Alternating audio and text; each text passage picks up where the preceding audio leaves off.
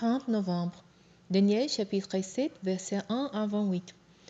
Au cours de la première année du règne de Balthazar, roi de Babylone, comme Daniel était couché sur son lit, il a un rêve.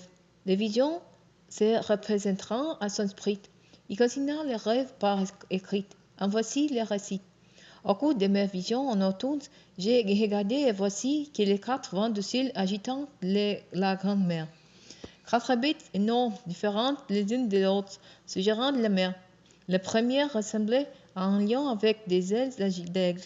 Tandis que je la regardais, ses ailes lui furent arrachées.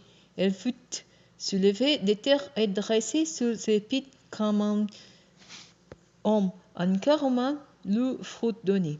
Et voici que surgit une deuxième bête, ressemblant à un ours.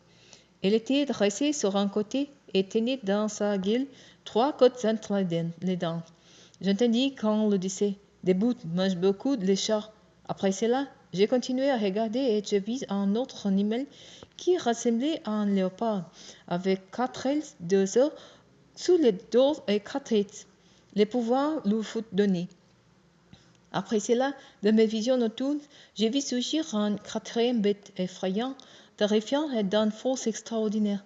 Il avait d'énormes dents de fer et dévorait, déchiquetait et piétinait ce qui restait de ses victimes. Elle était bien différente de toutes les bêtes qui l'avaient précédée et avait aussi 10 cornes. J'observais ces cornes et voilà qu'au milieu d'elles surgit un autre corne plus petit. 3 des premières cornes furent arrachées devant elle. Sous cette corne, il y avait des yeux ressemblant à des yeux humains et une bouche qui parlait avec arrogance. J'ai regardé encore, pendant qu'on installait les trônes, un vilain âgé de très nombreux joues prit place sous l'un d'eux. Son vêtement était blanc comme de la neige, et ses cheveux étaient comme la laine nettoyée. Son trône embrassait des flammes de feu, avec des routes de feu ardent. Un fleuve de feu jaillissait et coulait devant lui. Des millions d'êtres les servant, et des centaines de millions se tenaient debout devant lui. La cour de justice prit place et l'un ouvrit des livres. J'ai regardé toujours. Alors, à cause des propos arrogants proférés par la corde, j'ai vu qu'entre la bête et que son corps était détruit. J'étais dans un brasier de feu. Quant au reste des bêtes, on leur enleva leur pouvoir, mais on leur accorda une prolongation de vie jusqu'à temps et un moment fixé. J'ai regardé encore dans mes visions nocturnes. Sous les nuées du ciel, j'ai vu venir quelqu'un semblable à un fils d'homme. Il s'avança jusqu'au village, âgé de nombreux jours, et on le fit approcher devant lui.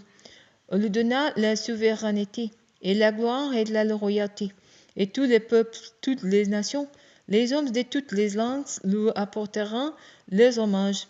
Sa souveraineté est éternelle, elle ne passera jamais, et quant à son royaume, il ne sera jamais détruit. Moi, Daniel, je fus profondément angoissé. En dedans de moi et mes visions me rempliront d'effroi. Je m'approchai de l'un de ceux qui se tenaient à la pour lui demander quelle était la signification véritable de tout ce que j'avais vu. Il me répondit pour me donner l'interprétation. Ces 4 bêtes énormes, dit-il, représentent 4 rois qui apparaîtront sur la terre.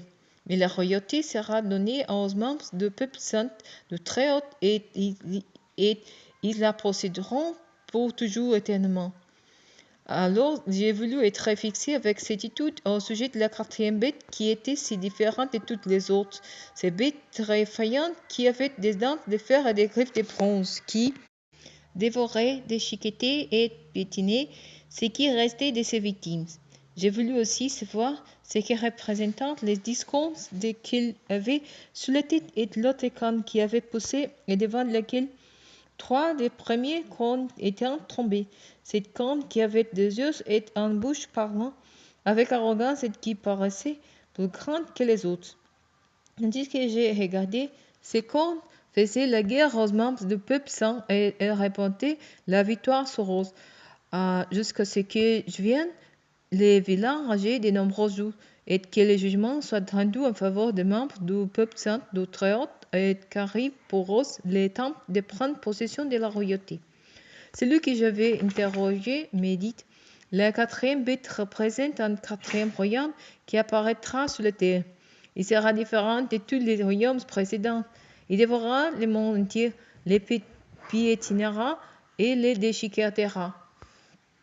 Les 10 contes représentent 10 rois qui surgiront de ces royaumes. Un autre roi s'élèvera après eux. Il sera différent de ses prédécesseurs. Il renversera 3 rois. Il proférera des paroles contre le Très-Haut, opprimera les membres du peuple saint du Très-Haut, entreprendra de changer le calendrier et la loi. Et le peuple saint sera livré à sa merci pendant un temps de temps et la moitié d'un temps.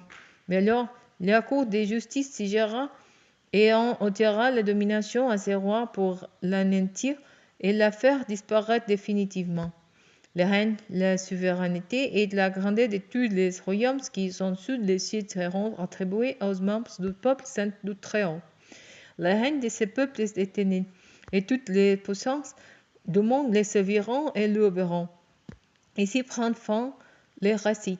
Quant à moi, Daniel, je fus très effrayé par mes pensées et genre d'avant blême. J'ai gardé ces choses en mémoire.